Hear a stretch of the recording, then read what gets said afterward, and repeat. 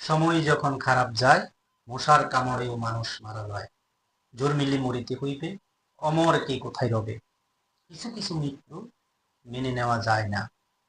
এখন বর্ষাকাল, চারিদিকে পানি থই থই করছে। প্রকৃতির এক উপকারী প্রাণী সাপ। এই মুহূর্তে সাপের বাসস্থান ধ্বংস হয়েছে।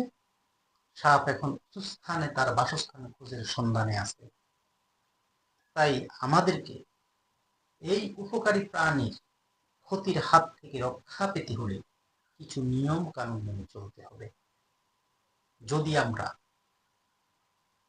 এই উপকারী প্রাণী সাপের ক্ষতিকর দিক থেকে রক্ষা পেতে চাই, তবে আমাদেরকে যা করতে হবে, আমাদের যাদের কাঁচাঘর আছে, অর্থাৎ কাঁচা বিটা, মাটির বিটা যেটা, সেখানে যদি কোনো গর্ত থাকে, সেই গর্তকে ব্লক করে দিতে হবে।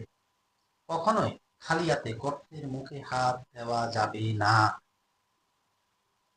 এই মুহূর্তে চারদিকে পানি থই থই করছে।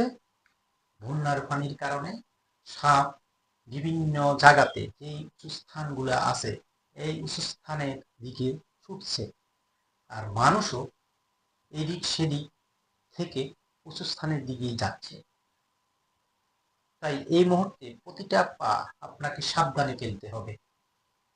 আপনার একটি ভুলের জন্য আপনার পরিবারের করুণ পরিণতি হইতে পারে। তাই আসুন আমরা সময় থাকতে একটু সচেতন হই। সাপ আমাদের কি কি উপকার করে? সাপ বিভিন্ন ক্ষতিকর কীট পতঙ্গ খেয়ে ফেলে, যেমন ইঁদুরের বাচ্চা সাপে খেয়ে ফেলে। ইঁদুর আমাদের ফসলের ধ্বংস করে। সাপ থেকে বিভিন্ন রকমের জটিল জটিল রোগের ঔষধ উৎপাদন হয় সাপের বিষ থেকে। এই কারণে মানব জাতির জন্য সাপ একটি উপকারী প্রাণী। কিন্তু এই সাপ কখনো নিজ থেকে কাউকে আক্রমণ করে না। যখনই সে আক্রমণের শিকার হয়, তখনই সে প্রতিহতের চেষ্টা করে।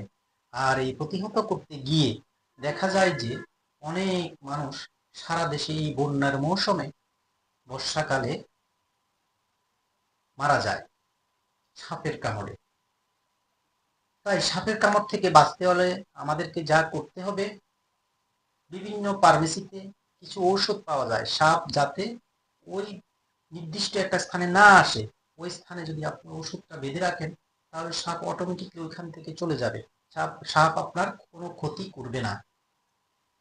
তাই আসুন আমরা মিলেমিশে একে অপরে এই উপকারী প্রাণীকে রক্ষা করি, নিজেদেরকে রক্ষা করি।